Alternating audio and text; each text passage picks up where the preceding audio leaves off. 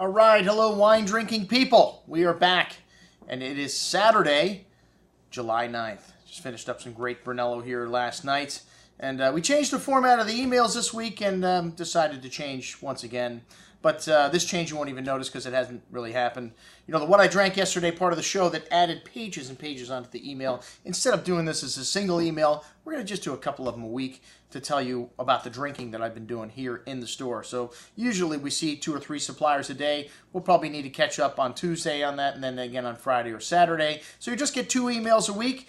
If it says What I Drank Yesterday, that's pretty much all the suppliers that stopped in the store. We are going to highlight people that come in with one portfolio of wines with their own email. So just to keep it a little less confusing for you guys, that's what's going on now with the What I Drank Yesterday section. Well, first up, we had small distributor Petite Tout Vin, and this is a guy that's been rather persistent here, although we haven't bought too much wine from him. They do have a few good things. Their main supplier, Peter Wegland, some pretty good stuff on the import side, and several of the wines were his. The most exciting wine for the money was the Gruner Veltliner, an Austrian grape varietal that produces usually a wine with a slight peppery, white pepper kind of spice. This one didn't have that, but it had some nice fresh apple and lemon citrus on the nose, a hint of tonic, fresh stone-like mineral nuance there. Very clean, fresh and zesty on the tongue with a nice amount of that fresh and green apple and lemon citrus, leaving you just salivating for food. A really nice little bottle of Gruner for $16.50. All right, next up, the Chateau de la Greffière Macon Les Roches Venus Blanc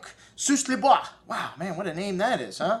Sounds like an important wine. Well, for 18 bucks, it was pretty good too. A lot of ripe tree fruit here on the nose with some ripe pear and apple and a little white floral notes, some light chalky nuance there as well. 100% Chardonnay, as all the wines are of the Macon. A very ripe, almost honey kind of character to the pear and apple fruit on the palate. And nice and forward, kind of short, clean finish with some pretty floral notes. But a very good bottle of Macon there, 18 bucks. All right, next up, the Broadside Chardonnay Wild Yeast Ferment from Edna Valley. This is a cooler climate here on the Central Coast, so you notice a little bit of that greenness, maybe a little pea, green apple fruit on the nose, a light mineral nuance. It's a pretty reserved bouquet, but the wine was pretty cold, and the fruit showing.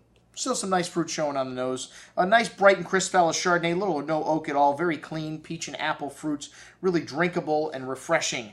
Very good stuff at 20 bucks. All right, next up, a Pinot Noir from Oregon named Sinian, which I'd never heard of. But this one had some nice, fresh, black raspberry-like fruit on the nose with a touch of like oriental spice and a like smoky nuance. Ripe black raspberry fruit on the tongue with a nice touch of that spice and nice freshness on the finish. Really good balance there. Maybe a little pricey at 36 bucks. All right, next up, the La Ferme du Monde Côte du Rhône Premier Côte. I don't know what that means. But, you know, Côte du Rhône is the simplest appellation.